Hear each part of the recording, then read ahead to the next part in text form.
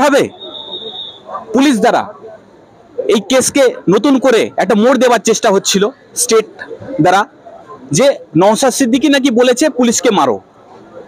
জজ সাহেব যখন তার এভিডেন্স চাইলেন যে ওই যে বলেছেন উনি ওই কথাটা, তার ভিডিও ক্লিপিংটা দেখান, সেটা দীর্ঘক্ষণ যাওয়ার পরেও আজকে দেখাতে পারেননি। মামলার পরবর্তী দিন আগামীকাল ধার্য হয়েছে, কালকে আবার হিয়ারিং হবে। আমরা যথেষ্ট আশাবাদী। তাহলে আপনারা কি আশাবাদী যে নওশাদ সিদ্দিকী আগামীকাল জামিন পেয়ে মুক্তি পাবেন? দেখুন, সবকটা কেস একসঙ্গে 4টে কেস ওনার এগেনস্টে আছে।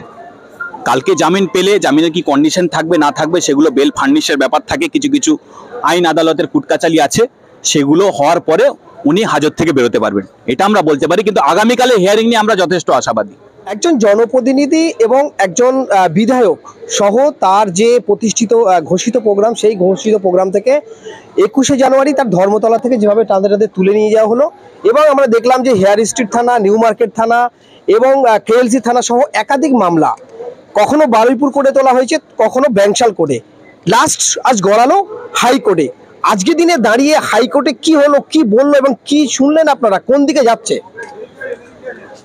দেখুন, মামলা যেভাবে এগোচ্ছে আমরা যথেষ্ট আশাবাদী। গত দিনের পরে আজকে এই মামলার হিয়ারিং ছিল, আর আজকে এই কেস সংক্রান্ত আরও যে মামলা ছিল সবগুলো একসাথে হিয়ারিং চলছিল, এবং এই হিয়ারিংকে আমরা ঐতিহাসিক বলতে পারি।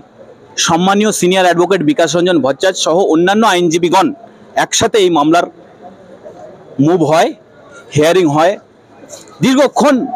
আমরা এই ঐতিহাসিক এই কারণে বলছি, কারণ এই পুলিশের যে সাজানো কেসের কমপ্লেনগুলো প্রত্যেক কটা লাইন পুঙ্খানুপুঙ্খভাবে বিচার হয়, এবং যেভাবে পুলিশ দ্বারা এই কেসকে নতুন করে একটা মোড় দেওয়ার চেষ্টা হচ্ছিল স্টেট দ্বারা, যে নওশাদ সিদ্দিকী নাকি বলেছে পুলিশকে মারো।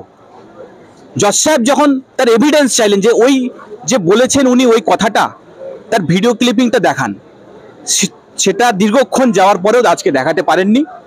মামলার পরবর্তী দিন আগামীকাল ধার্য হয়েছে, কালকে আবার হিয়ারিং হবে। আমরা যথেষ্ট আশাবাদী।